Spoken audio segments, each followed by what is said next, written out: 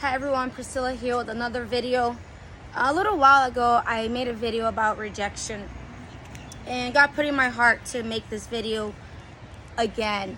Today is Easter Sunday and I have a message for you. So in my other video I talked about my childhood a little bit, and today I want to get a little bit more in detail. When I was a baby, my dad used to abuse my mom, beat her up. She would say that I would sit on my crib jumping and screaming, terrified. When I was 3, they got divorced. When I was 6, she had to leave me in this place for a whole week. I was never told that she was going to come and pick me up. I was devastated. I would watch my mom walk away as if it was in the movie scene, just watching her walking away in slow motion, not knowing when she was going to come back. And I remember going into this room full of toys and destroying every single toy in front of me. I was so angry, and that is the only emotion that I knew.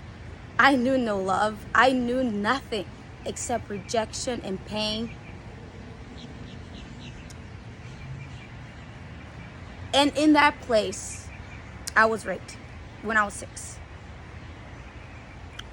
That being said, you can only know a little bit of psychology and know that I was a mess.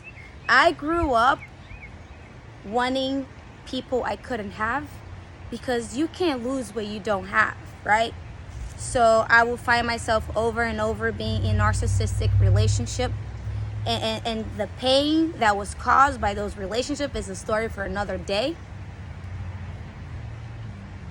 And it wasn't until the other day that I suffered from migraine my whole life. I mean, so much pain all the time. And I'm like, God, why? Why must I suffer like this? Why must I go through all this? God, why? And I got very angry again with God. I was screaming at God. I was cursing at the world.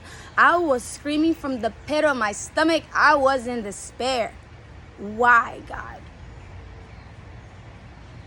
And it wasn't until I couldn't even scream anymore, when I ran out of breath, that I felt from the pit of my stomach this voice telling me, now you know how I feel.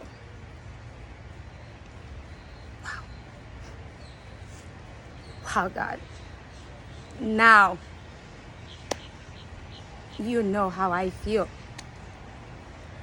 And today's Easter Sunday. You know, we all know what happened 2,000 years ago. He died for us. He was pierced. He was humiliated. And scholars will even say that it was his rejection, because he said, my God, why have you forsaken me? Why? Because God was silent. Because he took the cup of sin. Because he took what belonged to me and you, so we can be reconciled with God and have salvation. And it wasn't until the other day, I'm doing my homework and I studied theology, and he talked about the rejection of the Holy Spirit.